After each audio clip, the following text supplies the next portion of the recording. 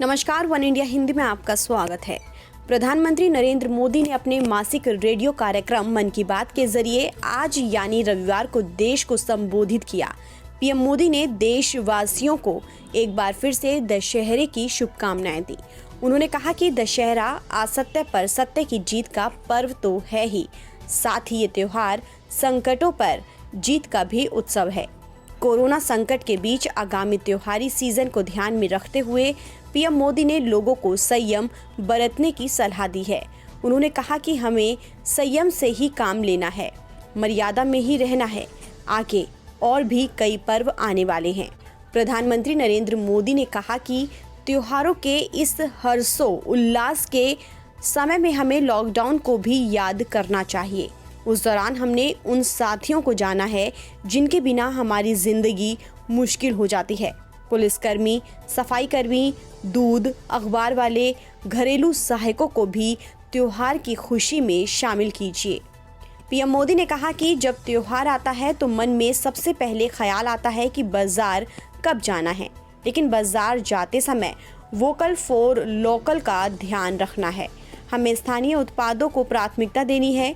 उन्होंने कहा कि आज हम लोकल के लिए वोकल हो रहे हैं तो दुनिया भी हमारे स्थानीय उत्पादों की फैन हो रही है। हमारे कई स्थानीय उत्पादों में वैश्विक होने की बहुत बड़ी शक्ति है।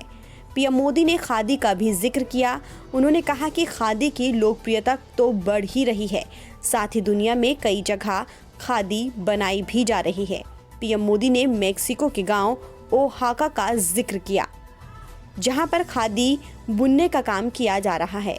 उन्होंने कहा कि खादी की विशेषता का अंदाज़ा इसी बात से लगाया जा सकता है कि दिल्ली के कनॉट प्लेस के खादी स्टोर में इस बार गांधी जयंती पर एक ही दिन में 1 करोड़ रुपए से ज़्यादा की खरीदारी हुई है। प्रधानमंत्री नरेंद्र मोदी ने देश के सैनिकों को विजयदशमी की शुभकामनाएं देते हुए कहा कि इस बार दिवाली में एक दिया सीमा पर तैनात सैनिक के नाम जलाएं। पीएम मोदी ने कहा, हमें अपने उन जाबाज सैनिकों को भी याद रखना है जो इन त्योहारों में भी सीमाओं पर डटे हैं, भारत माता की सेवा और सुरक्षा कर रहे हैं। हमें उनको याद करके ही अपने त्योहार मनाने हैं। हमें घर में एक दिया भारत माता के इन वीर बेटे बेटियों के सम्मान में भी जलाना है। मैं अपने वीर जवानों से भी कहना चाहता हूं कि अगर आप भले ही सीमा पर हैं, लेकिन पूरा देश आपके साथ है।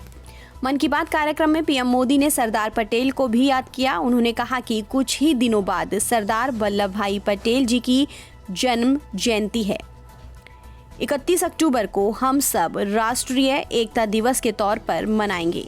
उन्होंने कहा कि सरदार पटेल ने अपना पूरा जीवन एकजुटता के लिए समर्पित कर दिया।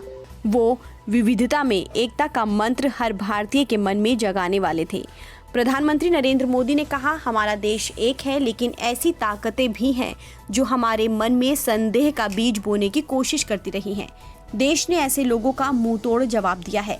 प्रधानमंत्री नरेंद्र मोदी ने देश की एकता का प्रचार प्रसार करने वाली वेबसाइट एक भारत गवर्नमेंट वेबसाइट देखने को कहा। उन्होंने देशवासियों से आग्रह किया कि वो इस साइट पर जरूर जाएं।